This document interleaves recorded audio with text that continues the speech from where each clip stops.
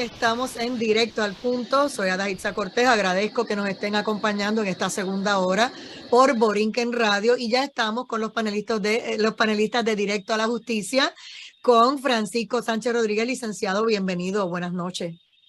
Buenas noches, Adaitza, a ti, a la distinguida compañera Francesca Pacheco, a los que nos escuchan por la onda radial y digital de WBQN Borinquen Radio, a Luis Lajara, que debe estar en los controles haciendo posible esta transmisión, y a todos los que nos escuchan por las distintas plataformas. Aquí un lunes más a hablar de un tema importantísimo que tenemos que siempre tener en cuenta, y más las huestes estadistas, lo que son los casos insulares, y para eso traigo también a la querida amiga licenciada Francesca Pacheco. Buenas noches, licenciada Francesca Pacheco, bienvenida. Buenas noches a Itza, buenas noches a Francisco y a todos los que nos sintonizan en la noche de hoy. Estamos ready, así que vamos a ver con qué empezamos. Los casos insulares, esta hora es para eso. Estamos listos a la Itza, ¿verdad? Esta semana no ha habido mucha cosa legal, aunque vamos a traer unas cositas al final del programa. Pero vamos a aprovechar para hablar de esto, ¿verdad? De los casos insulares, que no es otra cosa, ¿verdad? Y vamos a hacer un poco de historia, un poco de política y mucho derecho, pero esto está todo interrelacionado para poder entender lo que es esto, ¿verdad? Porque cuando nosotros analizamos los casos insulares, que hay constitucionalistas que dicen, esto empieza en el 1901 con Down versus Bidwell, termina con Balzac en el 1922, eso es una falacia, digo, desde mi punto de vista, ¿verdad? Hay constitucionalistas que dicen que saben mucho de eso y que termina con Balzac. Yo digo que no, yo digo que esto no termina, que el último caso que vimos fue el de Baello Madero, y para mí todo caso que discute la relación política entre Puerto Rico y los Estados Unidos hasta el día de hoy, y mientras permanezcamos en una relación desigual con la metrópoli, son casos insulares. Eso para dejarlo claro como una cuestión de preámbulo, ¿verdad? De preámbulo. Entonces, dentro de este tema, vamos a hablar de varias doctrinas legales, ¿verdad? Que son las que recogen este asunto de lo que es lo que son los casos insulares, ¿verdad? Y la primera que tenemos que tocar es la cuestión de la soberanía dual del ELA con el gobierno federal y el resto de los estados. Y con eso tenemos que empezar con un poquito de ciencia política 101 y hablar lo que es un sistema republicano de gobierno y además un sistema federal de gobierno. Que las dos cosas se dan en lo que es los Estados Unidos de América. Para empezar, un sistema republicano de gobierno es una cosa sencillita, eso nos lo enseñan en tercer grado, ¿verdad? Y en tercer grado, cuarto grado, por ahí fue que me hablaron de esto a mí. Es un sistema que está separado en tres partes, en tres ramas independientes, que a la misma vez van a hacer un check and balances entre una y la otra. Se van a estar supervisando, se van a estar fiscalizando entre sí.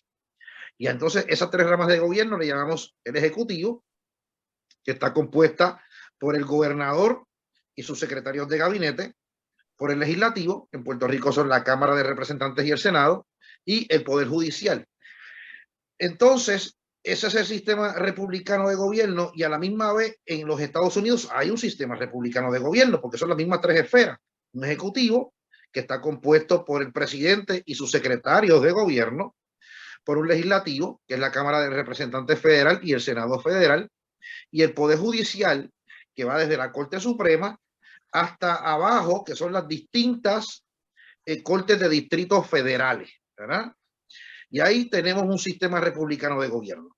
Pero esa nación que le llamamos Estados Unidos de América está compuesta por 50 estados y diversos territorios. ¿Qué territorios estamos hablando? Pues obviamente tenemos que incluir el nuestro, Puerto Rico, ¿no? Tenemos que incluir a las Islas Vírgenes, vecinos acá por el lado este de Puerto Rico. Tenemos que incluir a las Islas Marianas, a las Islas Marshall, a las Islas Micronesia, American Samoa, ¿verdad? Que son parte de esta nación que se llama los Estados Unidos. Y entonces tenemos esos últimos que son territorios de los Estados Unidos de América. Bien, siendo así, entendemos las dos cosas, que es un sistema republicano y que es un sistema federal. Entonces entramos a discutir los casos insulares, ¿no? Y cuando Puerto Rico le es quitado a España como razón de la guerra, por razón de la guerra hispanoamericana en el 1898, se firma en ese mismo año el Tratado de París. Por virtud del Tratado de París, entre otras posesiones, España entrega a Puerto Rico a los Estados Unidos, ¿no? Y entonces, Puerto Rico, los Estados Unidos establecen un gobierno militar y después viene la primera ley civil, que es la ley Foraker, ¿verdad? Y en algún momento se plantea, porque previo a que Puerto Rico, previo a la, digamos, a la guerra hispanoamericana, territorio que se ocupaba, territorio que prácticamente y automáticamente se incorporaba y eventualmente pasaba a ser Estado. Cuando entonces Puerto Rico viene en posesión de los Estados Unidos, empiezan a surgir una serie de casos que son los llamados casos insulares. Y esos casos insulares, algunos dicen que son 8, algunos constitucionalistas, otros constitucionalistas dicen que son 28, y así hay una disparidad, ¿verdad? Pero comienzan con el caso de Diamond Rings en el 1901, House versus New York y Puerto Rico, también en el 1, Down versus Bidwell, y vienen una serie de casos. Pero vamos a empezar, sin entrar a Downs por ahora, con lo que es la doctrina de la soberanía dual. La doctrina de la soberanía dual dice que, mire, al ser los estados de la nación americana, los 50 estados con una soberanía particular y que a la misma vez le delegan ciertos poderes al Congreso, ¿verdad? Y esos poderes que tiene, digo, y el gobierno federal como tal, esos poderes que tiene el gobierno federal están estrictamente enumerados.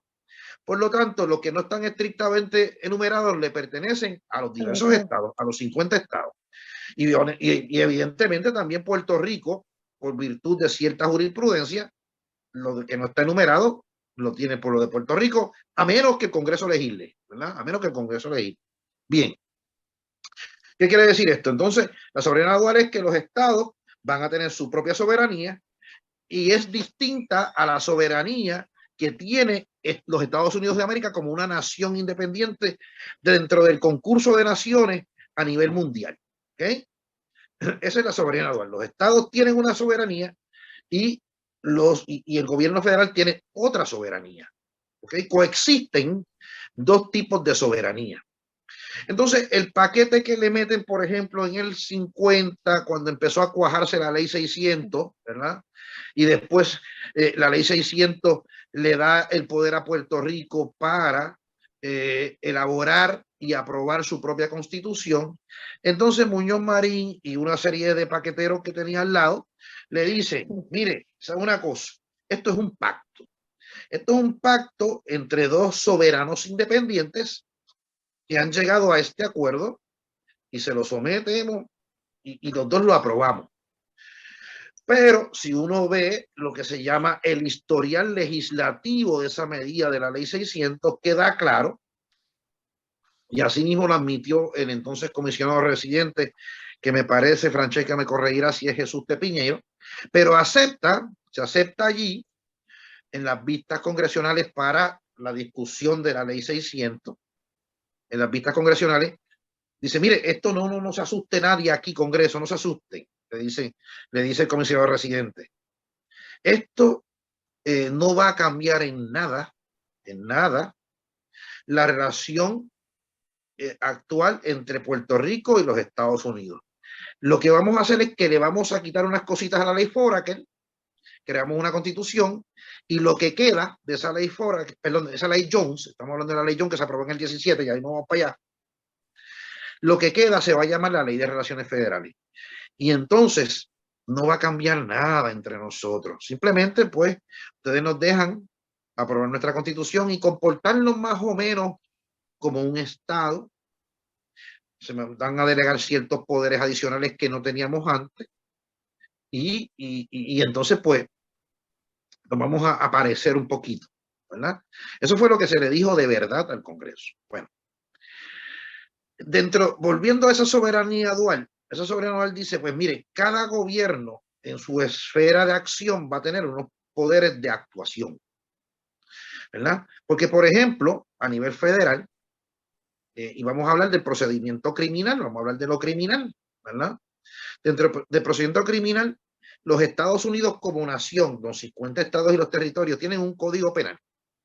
Ese código penal está en el título 18 del United States Code, ¿verdad? El título, eso es una colección de leyes federales, y el título 18, el tomo 18, comprende lo que es el Código Penal Federal. Bueno, y cada estado de la Unión Americana y cada territorio aprueba su propio Código Penal y procesa usted a nivel federal ciertos delitos, a nivel estatal ciertos delitos, y hay delitos que van a coexistir. ¿Por qué? Porque igualmente están tipificados como delitos a nivel federal como a nivel estatal. Ejemplo, pues un carjacking con muerte, el trasiego de drogas, la aportación ilegal de armas, ¿verdad? Todos esos delitos están también tipificados a nivel federal, ¿ok? A nivel federal. Y entonces, ¿qué ocurre? Pues a nivel federal, en un estado, te acordarás del caso de Rodney King, por ejemplo, que se acusaron a unos policías por haber abusado de este señor de color negro en California, ¿verdad? En Los Ángeles, que le dieron una paliza grande. Y entonces a nivel estatal procesó, el condado de Los Ángeles procesó estatalmente a los policías que agredieron a Rodney King, salieron absueltos. Luego de que salen de la sala y se termina el caso estatal, los federales hacen el arresto, lo procesan a nivel federal a esos policías y salen culpables, ¿verdad? A nivel federal, ¿ok? Eso es un caso, por ejemplo. Y entonces, ¿qué pasa? Los policías esos que fueron acusados a nivel estatal no le pueden decir al tribunal federal, a los federales en Los Ángeles, oye, no me radique el cargo porque es que ya yo fui juzgado en el condado de Los Ángeles a nivel estatal. California como estado ya me juzgó por estos mismos hechos. Ustedes no pueden hacer eso. No. ¿Por qué? Porque existe lo que se llama una soberanía dual. Y Puerto Rico se entendía eso, a la Hitza, hasta que se resuelve Sánchez Valle a nivel de Puerto Rico en el 2016, y luego entonces, ¿te acuerdas que los populares llevan esto con aquel bruto que estaba de secretario de Justicia, ¿verdad? Y lo llevan hasta el Tribunal Supremo de los Estados Unidos, y el Tribunal Supremo de Estados Unidos confirma a la Corte Suprema de Puerto Rico diciendo, Ay, mire, no Puerto voy a Rico, reír. sí, Puerto Rico no tiene soberanía. Estoy hablando Puerto algo Rico no bien tiene, serio y de momento sale con una de las tuyas, pero dale. claro, siempre tengo que hacerlo, ¿no? Pero entonces el Tribunal Supremo de los Estados Unidos dice, no, Puerto Rico, aquí no hay soberanía dual, Puerto Rico es un territorio y no tiene soberanía primigenia. ¿Por qué? Porque cuando se firma el Tratado de París, no se les reconoció a Puerto Rico ningún tipo de soberanía anterior. Tú eras una colonia española y ahora eres una colonia mía. Tú no eras un país independiente que yo conquisté, como las tribus indias, por ejemplo. ¿Eh? Y entonces, y no eres Estado tampoco. Y si no eres Estado, pues tampoco puedes reclamar ningún tipo de soberanía. ¿Ok? Y Sánchez Valle entonces es para mí el caso living y más importante para esclarecer esta utopía que no tenían ceñido los populares, diciendo que Puerto Rico tenía soberanía dual, igual que el resto de los estados. Eso se acabó, ¿verdad? Y con eso, y ese engaño se lo tumbaron al Partido Popular, y queda descubierto porque Sánchez Valle, al igual que en Puerto Rico, resolvió a nivel federal, en la Corte Suprema, que Puerto Rico es un territorio sujeto a la cláusula territorial del Congreso, a los poderes omnímodos del Congreso, y el Congreso puede legislar sobre Puerto Rico todo lo que quiera, y no hay ningún tipo de restricción en términos de lo que el Congreso de los Estados Unidos quiera hacer con Puerto Rico en términos de legislación. Que se ha respetado lo que se estableció en el año 52 después de aprobar la Constitución, sí ha ocurrido, porque evidentemente estamos ante una nación de tradición democrática. Si esto llega a ser en otro lugar, pues no quiero imaginarlo, ¿verdad? Pero básicamente esta es la primera doctrina que quería discutir. Dejo a Francesca con la palabra y continúo una vez la distinguida compañera exponga su posición sobre esto de la soberanía dual, el ELA, y esa doctrina muy, me parece, cardinal para establecer que Puerto Rico sigue siendo, desde el año 1898 hasta ahora, una colonia sujeta a los poderes plenarios del Congreso. Adelante, compañero. Francesca Pacheco, Sí. licenciada. Sí, coincido con Francisco. Aquí estamos hablando de un asunto bastante más práctico que la gente puede palpar. Es el caso Pueblo versus Sánchez Valle. Específicamente ese caso resuelve el asunto de la soberanía dual. Habla un poco de lo que es la doble exposición, que no es otra cosa que no puede ser sometido a estar held to answer, estar pendiente de juicio por un mismo delito más de una ocasión. Y eso surge justamente de lo que es la doctrina de la soberanía dual. Resuelve ese caso justamente que no tenemos ningún tipo de soberanía independiente, sino que nosotros podemos hacer gestiones internas más gestiones que sean externas, tienen que ser legisladas y aprobadas por el Congreso. Estamos sujetos a los poderes plenarios del Congreso. Habla mucho ahí de lo que es la doble exposición y los requisitos para ello. Justamente todos abordan el tema de la soberanía dual, el tema de nuestra condición política. Por allí nos habla de la protección constitucional de doble exposición, que sin duda, como dice Francisco, si vamos al ámbito penal, tiene todo que ver con el asunto político nuestro. No es posible, me parece a mí, que separar una cosa de la otra, hay que verlo todo como un conjunto. Y habla justamente de la jurisdicción de Puerto Rico con relación a la jurisdicción federal, a lo que son los elementos de un delito, y si son penados en la jurisdicción federal y son penados en la jurisdicción estatal, no podrían ser juzgados en ambos foros. Esencialmente eso, ¿no, Francisco? Estamos totalmente de acuerdo, Francesca. Lo que esto quiere decir, sencillamente, que si se acusa a nivel estatal, no se puede acusar a nivel federal y viceversa. Si se acusa a nivel federal, no se puede entonces acusar a nivel estatal. Y es interesante porque previo a esto, los populares nos mantenían engañados y a nivel de los circuitos de apelación de los Estados Unidos existían dos casos que eran contradictorios entre sí.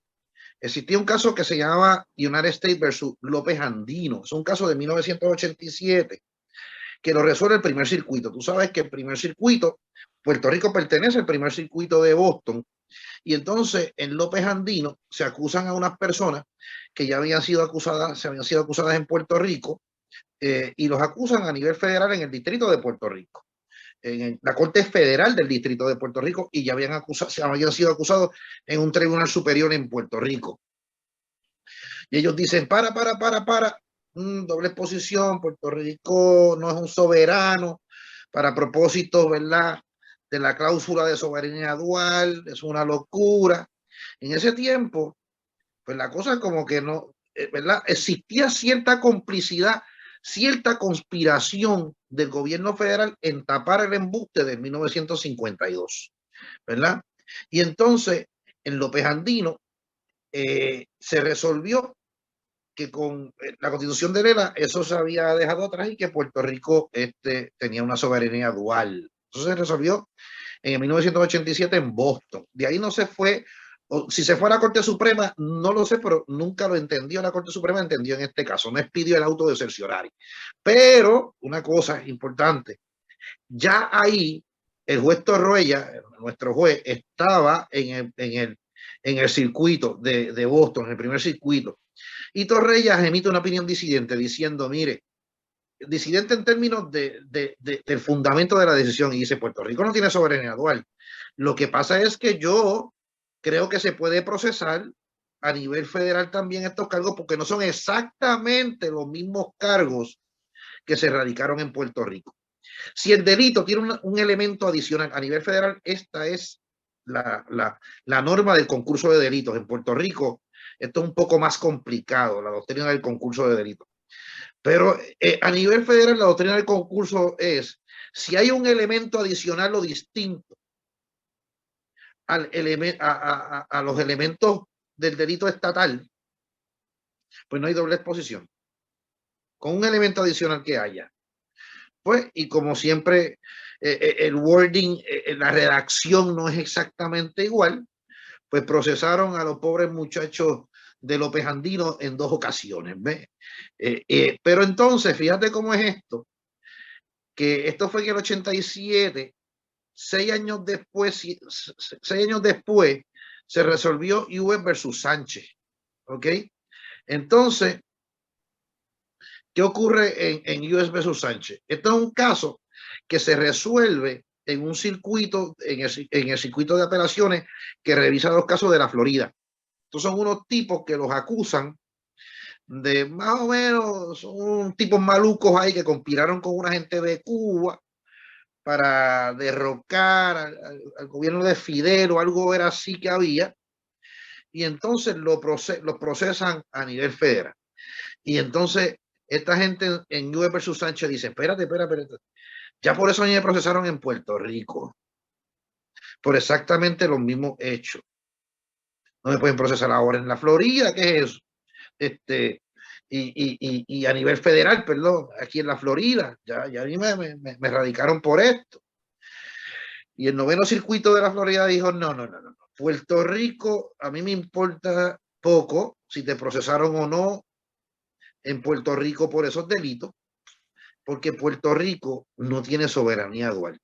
Fíjate que ya el circuito de Florida, ¿ok? El onceavo circuito, el circuito 11, el 11º circuito, ya había decidido en el 1993 lo que Sánchez Valle resolvió en el 2017 en la Corte Suprema de Estados Unidos, que Puerto Rico no tenía soberanía dual. ¿Y qué hizo? Los planchó a los pobres muchachos, ¿verdad?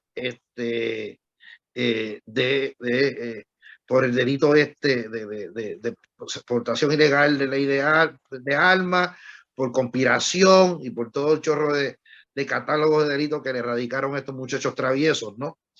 Y entonces, ahí, esos son los 2 casos que tocaron ese tema. Los Cortes Federales no tocaron ese caso, lo tocó en otro caso adicional, civil, me parece que en el 9º circuito, que resuelve lo mismo, que resuelve que Puerto Rico no tiene soberanía dual. Ya 2 circuitos americanos habían resuelto que Puerto Rico no tenía soberanía dual. Fíjate. Y cómo la política puertorriqueña se mete en el primer circuito, que no quisieron ver lo que todo el mundo ve, lo que todo el mundo vio, claramente vio, ¿verdad? Con eso, ¿ok? Y entonces, con esto, estamos... Vamos a la pausa con esto porque definitivamente... Vale. Aquí hay muchas cosas que han pasado en nuestra isla donde hay vendas en los ojos, ¿verdad? Y el que no quiere ver, pero lo cierto es que nuestra relación con los Estados Unidos en algún momento la tendremos que resolver, aunque algunos han estado jugando con el tema de la estadidad solamente para ganar elecciones, pero espero que algo pase, ¿verdad? Con este tema. Vamos a una pausa y regresamos en breve. Esto es Directo al Punto. Y regresamos a Directo al Punto. Soy Adaitza Cortés y estamos en la segunda media hora del panel Directo a la Justicia con los licenciados Francesca Pacheco y el licenciado Francisco Sánchez Rodríguez, hablando de los casos insulares y de todo lo que deberíamos saber de memoria los puertorriqueños, pero como nos han mentido tanto, según el color que esté en el poder, según el ratito que estemos, ¿qué les puedo decir? Y mucha gente todavía ponen en duda, ¿verdad? Y tienen que sacarle un poco el polvo a la historia para poder entender. Francesca, en lo que llega Francisco Sánchez Rodríguez. Sí, comparto contigo, Adelsa, y con los que nos escuchan, una cita directa de lo que es Pueblo versus Sánchez Valle, justamente hablando de lo que es la soberanía dual y las limitaciones que nosotros como pueblo tenemos. Y dice, para que el Tribunal Supremo Federal, lo crucial no es que un ente tenga un gobierno propio ni que tenga poder para legislar un código penal o autoridad para acusar a las personas por infracciones a sus leyes. Lo determinante para aplicar la doctrina de soberanía dual es la última fuente de poder de donde las acusaciones provinieron. Si se trata de un poder delegado por el Congreso, la doctrina de soberanía dual no aplica. Para aplicar la soberanía dual, la determinación crucial es si las 2 entidades derivan su autoridad para castigar al ofensor de distintas fuentes de poder. Los estados son soberanos separados respecto al gobierno federal, pues sus poderes para llevar a cabo procesos criminales se derivan de fuentes de poder separadas e independientes que poseían como soberanos antes de ser admitidos a la Unión y que preservaron a través de la enmienda 10ª de la Constitución de Estados Unidos.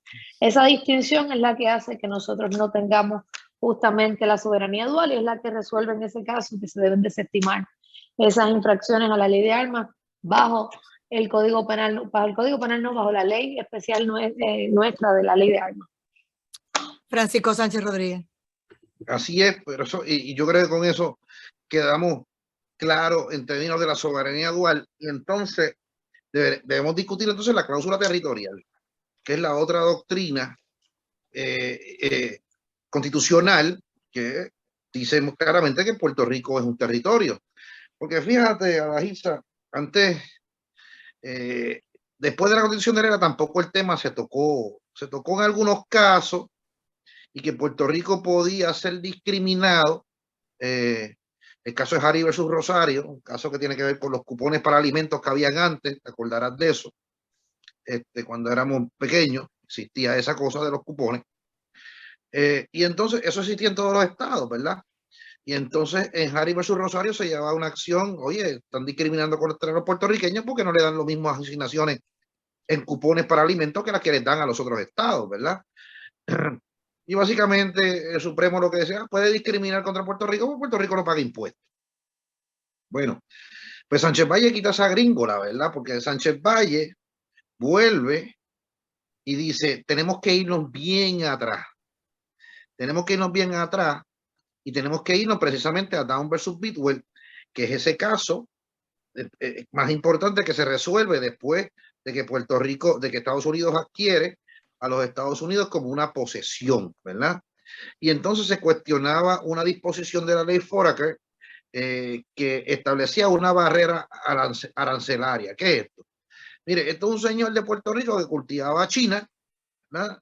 Los países latinoamericanos por ahí le llaman naranja, China, oranges, y las llevaban a Nueva York, ¿verdad? Y entonces cuando llegan al puerto de Nueva York se le impone un impuesto, en aquel entonces deberían ser muchos chavos, eran 600 y pico de pesos. ¿Qué ocurría con eso? Bueno, es que tú no puedes hacer eso porque entre los estados, si yo vendo chinas de Florida vamos a poner a California, no, porque California produce China, vamos a decirle a Nueva York, Florida le vende a Nueva York, pues a las chinas que van de Florida a Nueva York, tú no le puedes poner un impuesto. Entonces, ese impuesto era ficticio porque ese impuesto se imponía, digo, el comerciante tenía que pagarla, el importador tenía que pagarla, pero ese arancel de contributivo se le devolvía al fisco de Puerto Rico, ¿verdad? No iba al tesoro norteamericano, se le devolvía a Puerto Rico, ¿verdad? Entonces, se plantea la cuestión de, oye, donde quiera que va los Estados Unidos y la bandera americana, la bandera, y se planta allí la bandera americana, como ocurre en Puerto Rico, porque es una adquisición de guerra, ¿no? Sigue la bandera sigue la Constitución a la bandera. La respuesta ahí es que no. Dijeron en Down versus Bidwell en el 1901, ¿verdad? Dice que Puerto Rico es un territorio que pertenece a los Estados Unidos, pero no es parte de los Estados Unidos. Ahí es que se resuelve esa doctrina, ¿verdad? Puerto Rico es un territorio que pertenece a, pero no es parte de los Estados Unidos para propósito del artículo 1, sección 8 de la Constitución Federal, y que entonces el Congreso puede legislar como le venga en gana en relación a Puerto Rico, ¿verdad? Y esa, discúlpenme aquí que me fui como un poquito del aire. Así que no quiere decir que la Constitución de los Estados Unidos va a aplicar el propio vigor, ¿ok? En los territorios que va conquistando la nación americana, ¿ok? ¿Por qué? Porque se concluye que según los términos del Tratado de París, volvemos de nuevo al principio, Puerto Rico no había sido incorporado a los Estados Unidos. Para que opere la Constitución en propio vigor, Puerto Rico tiene que haber sido incorporado a los Estados Unidos. Y si eso no ocurrió así, pues no ocurrió así. Yo recuerdo allá para el año, de hecho, 2017, que de esto dimos una conferencia, un seminario de abogados, lo di con el querido compañero que Adaitza lo debe conocer, don Gregorio Igartúa, abogado a quien aprecio mucho, distingo. A don Gregorio, tienes el mute, Adaitza. No sé Sí, si así es, de Aguadilla, saludo. de Aguadilla. Pues establecimos un curso, le dimos forma a un curso que tenía que ver con los casos insulares, pero entonces don Gregorio tenía una tesis distinta a la mía, y a pesar de que Sánchez Valle había resuelto expresamente que don Gregorio no tenía razón, ¿verdad? Porque don Gregorio decía que Estados Unidos había incorporado a Puerto Rico no expresamente, sino implícitamente, que de facto lo había incorporado y que había múltiple jurisprudencia de distintos circuitos y de distintos tribunales federales que así lo dejaban, no expresamente, pero implícitamente. Bueno, pero yo decía, bueno, tú podías pensar eso quizás, le dije yo a don Gregorio antes de que se resolviera Sánchez Valle, pero es que Sánchez Valle te está diciendo que olvídate de eso, que es un espejismo, que volvemos al principio, que volvemos a Down versus Bidwell, ¿verdad? Y que, por ejemplo, saliéndonos ya de la ley Foraker, desde el 1901, en el 1917 se aprobó la ley Jones. ¿Tú te acordarás que fue la segunda acta orgánica civil que se aprobó para Puerto Rico? Ahí, que dicen los populares y decían mucha gente enamorada de Lela, que ahí es que terminan los casos insulares en Balzac versus Puerto Rico en el 1922. Es un caso en que un ciudadano de Puerto Rico decía, donde no había el jurado, no se le reconocía el derecho a juzgar a una persona por jurado, decía, bueno, pero yo quiero que me juzguen por un panel de jurados como se ocurre en los demás estados de la nación americana.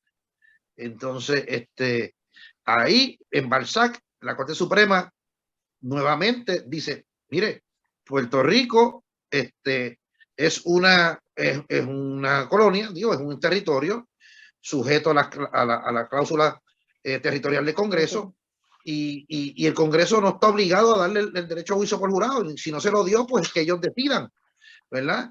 Y ellos decidieron que no hay derecho a juicio por jurado ahí, y eso no es un derecho que sea fundamental. La cosa cambió, ¿verdad? La cosa cambió con el caso de Ramos, y eso lo hemos discutido en infinidad de veces.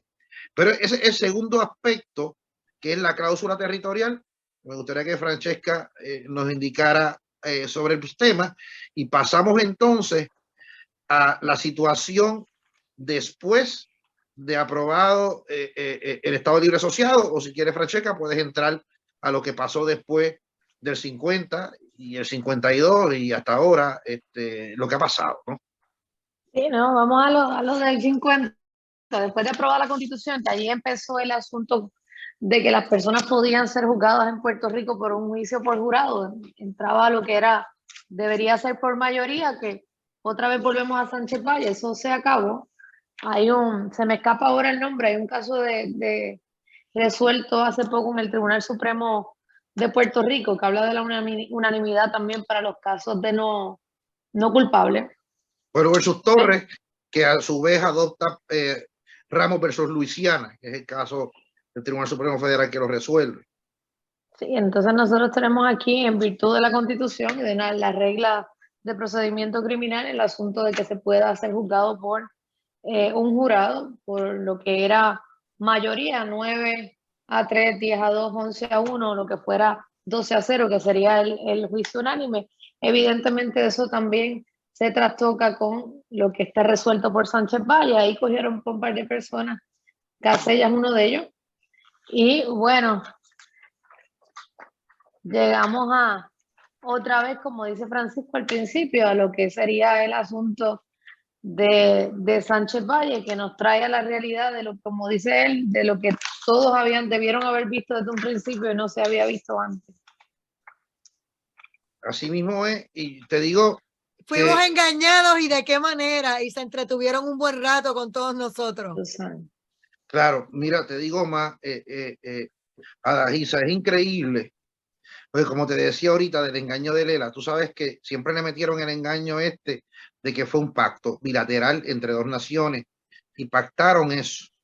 Es un proyecto que comienza a plantearse en el 1950. Se somete un proyecto de ley que terminó con la Ley Pública 600, y esa Ley Pública 600 se le dio a Puerto Rico permiso para que entonces el gobernador convocara una asamblea constituyente con delegados de distintos lugares de Puerto Rico y gente muy inteligente de todos los partidos que allí se organizaron en esa asamblea constituyente y redactan una constitución. Entonces la Ley Pública 600 decía, una vez la redacte, devuélvenosla acá al Congreso, nosotros la revisamos, y de hecho se tacharon varias de las, ¿verdad? De las cláusulas de derechos civiles que tenía esa constitución, y se le devolvió a Puerto Rico con estas tachaduras. Si quieres, se la sometes al pueblo. Muñoz Marín se la sometió al pueblo y pues la constitución quedó aprobada, ¿no? En el 52. Y por eso es que tenemos la celebración del 25 de julio, ¿verdad? Que la constitución, la celebración de la Constitución de Lela, que lo escogieron el 25 porque tú sabes que el 25 de julio, precisamente en 1898, fue que entraron las tropas americanas a Puerto Rico bajo la guerra hispanoamericana. Y entonces quedó bien claro en el historial legislativo que la adopción de esa constitución no representó un cambio en el estatus territorial de Puerto Rico. Sin embargo, se fueron para allá, para las Naciones Unidas, porque tú sabes que después de la Segunda Guerra Mundial se establece un comité de descolonización en las Naciones Unidas. Y se fueron a decir para allá que Puerto Rico se descolonizó. Con ese embeleco del Estado Libre Asociado, ya Puerto Rico no se puede decir que es un territorio sujeto a la cláusula territorial. O sea que para el mundo y para las gradas se le dijo que Puerto Rico había sido descolonizado con la aprobación de Lela. Sin embargo, los documentos que obran en el récord congresional y que todo el mundo ha estado claro es que Puerto Rico, la cosa no cambió con la aprobación de la Constitución del Estado Libre Asociado, ¿ok? Y entonces, como te dije, no, después de la aprobación no se tocó el tema del estatus, sino hasta varios casos, ¿verdad? Que lo tratan como Harry versus Rosario. Bueno, pues Puerto Rico no tributa, pues se le puede tratar de manera distinta. Pero la relación es que con Sánchez Valle, cuando se trae este caso, pues mira, se dijo que el establecimiento de ese Estado Libre Asociado no cambió en nada la música de la Macarena, ¿ok?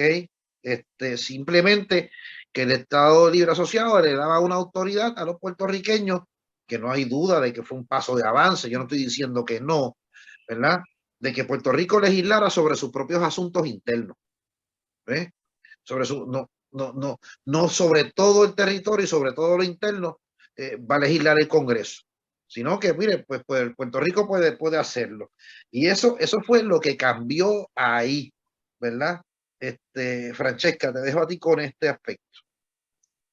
Sí, de hecho, lo toca Sánchez Valle también, que dice que la autoridad fue una delegación de poder que hizo el Congreso, que nosotros no nos organizamos internamente por virtud de una soberanía propia, es una delegación que se hizo en virtud de la Constitución. Hemos tenido la oportunidad de internamente nosotros organizarnos políticamente y demás, pero seguimos estando bajo los poderes plenarios del Congreso de los Estados Unidos como una delegación de poder que se hizo al amparo de la Constitución, no porque tengamos una soberanía.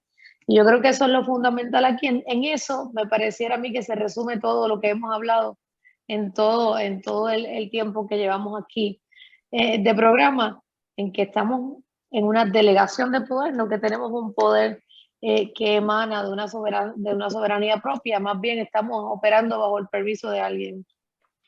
Y tanto es así, fíjate, Francesca, que tanto es así que las tres ramas están claras de gobierno en los Estados Unidos, porque fíjate que jurisprudencialmente venían dándole cantazo a Lela poquito a poco hasta el cantazo fuerte que se lo dio, ¿verdad?, la Corte Suprema de los Estados Unidos a Puerto Rico. Le metió el cantazo fuerte con Sánchez Valle. Y si te creías que no te iba a dar el segundo cantazo, después vino el de Franklin Trust, que declaró constitucional el que el Congreso de los Estados Unidos nos imponga una junta de control fiscal. Hay gente que dice que no nos impone, pero la gente se olvida de que fue el mediocre de Alejandro García Padilla el que la pidió. O sea, porque tampoco como que eso nadie se le olvida a la gente que el tipo la pidió, ¿verdad? Que se legislara, o si no, él lo iba a legislar aquí. Así dijo, ¿no? Pero fíjate que no solamente la Corte Suprema tuvo que dar el cantazo en el 17 para que no quedara duda, sino que previo a eso, tú sabes que el presidente George W. Bush hijo, George Bush hijo, viene y establece, adscrito a Casablanca, el Task Force de Puerto Rico, ¿verdad?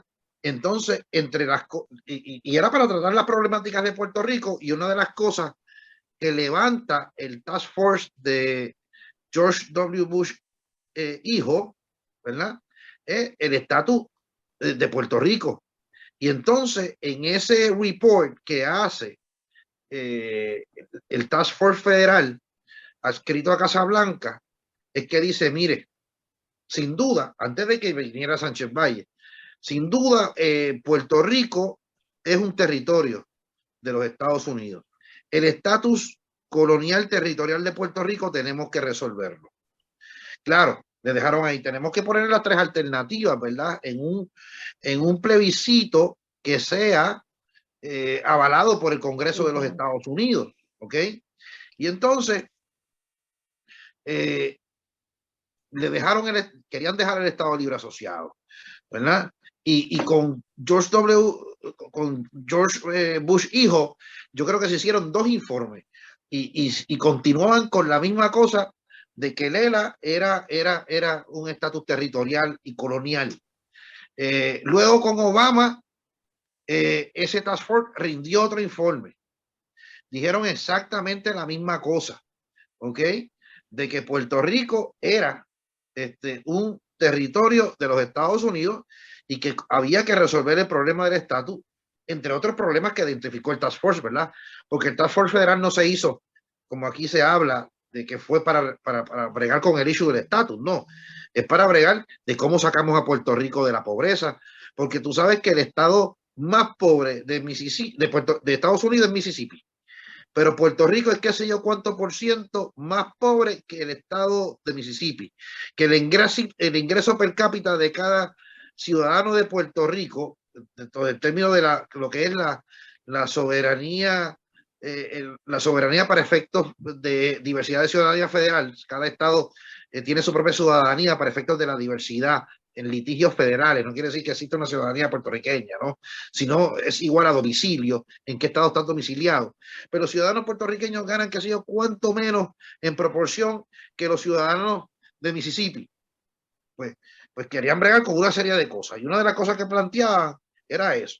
Bueno, pues la rama ejecutiva de los Estados Unidos nunca tuvo problema en identificar al estatus como uno de los problemas fundamentales de Puerto Rico y que había que descolonizarlo.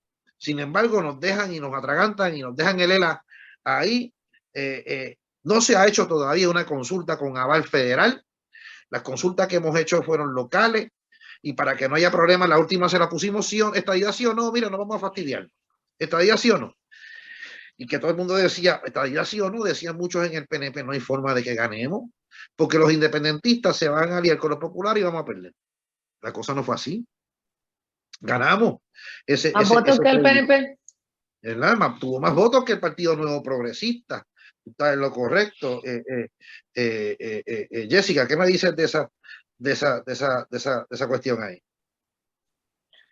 Bueno, eso mismo, ahora mismo, de hecho había un proyecto, no sé honestamente en qué ha quedado eso, el proyecto de estatus que estaba impulsando la comisionada residente, pero en efecto buscaba justamente un asunto de descolonización que no hubiese ningún remedio intermedio, que fuera algo vinculante y que resolviera propiamente lo que era el asunto del estatus.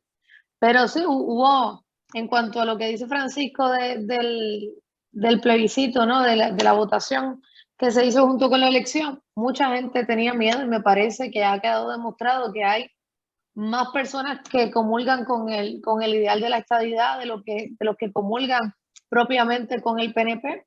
Sacó más votos la estadidad que lo que fueron los candidatos del PNP, así que ahí yo creo que eso refleja un descontento de la gente en las circunstancias en las que vivimos. Esto no lo hablamos ahorita, pero lo que dice Francisco de Mississippi como el estado más pobre, hay un descontento por muchas razones. Tenemos aquí el caso ese mismo de Baello Madero, que es del Seguro Social, que esta persona por vivir en Puerto Rico, por tener el Seguro Social en Nueva York y mudarse a Puerto Rico, le quieren cobrar casi $30,000, 28,000 y pico pesos por vivir aquí, entenderse que no tiene derecho.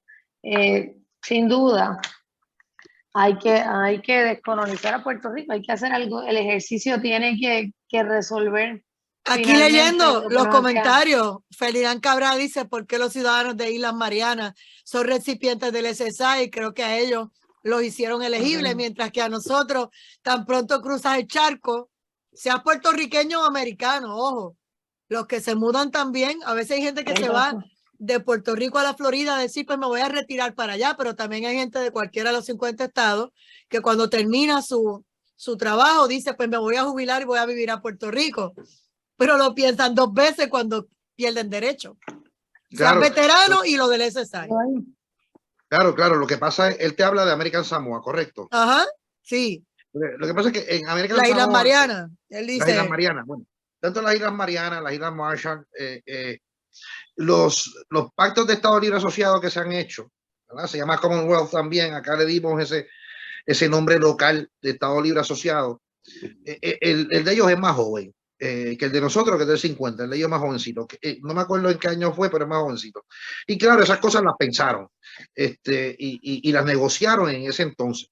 Y de hecho, ese pacto está sujeto a una negociación, no sé cuánto tiempo más, se está renovando esa negociación en particular. Y el problema es que en Puerto Rico, fíjate, la mayoría de estos territorios en las islas del Pacífico tienen una identidad nacional como la tenemos nosotros, no hay duda de eso, pero Puerto Rico es más apegado a su ciudadanía. Ajá, ¿por qué crees que le tenemos miedo a cuando hablan de la República Asociada y demás? Porque tienen que hacer eso que acabas de decir, cada cierto tiempo sentarse a renovar y sentarse a negociar, y como ya están tan cansados de los problemas de Puerto Rico, se pueden cansar de negociar. Claro, y como tienes que negociar, mira, tú no sueltas lo que ya tú tienes, exacto. Claro, hay amigos míos que dicen, que me han dicho así cándidamente, y mujeres también lo he escuchado, el matrimonio debe ser una cosa negociable cada 5 años. Bueno, yo me voy a abstener y a meterme en la quinta enmienda, pero lo que te digo es que sí, pues entonces, si es cada 5 años, pues cada 5 años está sujeto a que la otra parte quiera quedarse. Porque quiera irse, bueno, peor, ya yo no te quiero. Exacto, ya no te quiero. Qué chévere. Se acabó. Exacto. Entonces, pues si cada 5 años vamos a negociarlo, pues puede que llegar, estoy en el año 7 de la segunda renovación. Estoy loco que llegue el 10 para yo quitarme, ¿verdad? Y eso puede ocurrir. Y entonces puede ocurrir que cuando Puerto Rico, porque la negociación que estaba en este proyecto, que está ahora mismo en la Cámara Baja de los Estados Unidos, está sujeto a 20 años. Pero bueno, ¿y qué enmienda sufra? Yo no sé qué enmienda sufra en el camino. O si la criatura finalmente nace o no, ¿sabes? Pero la cosa es que vamos a suponer, pon el término que quiera, que lo vamos, finalmente se aprueba ya cada 10 años. Sí, el proyecto del HR 8393, el que tú dices, el que está sobre la mesa, para que lo aprueben en Cámara, si es que lo aprueban, y pase al Senado a ver si consiguen los votos. Correcto. Y entonces yo te digo a ti, bueno, pues entonces gana la República Asociada, vamos a negociar cada 10 años. Pues entonces en el año 20 no quiero. Dios nos proteja de eso.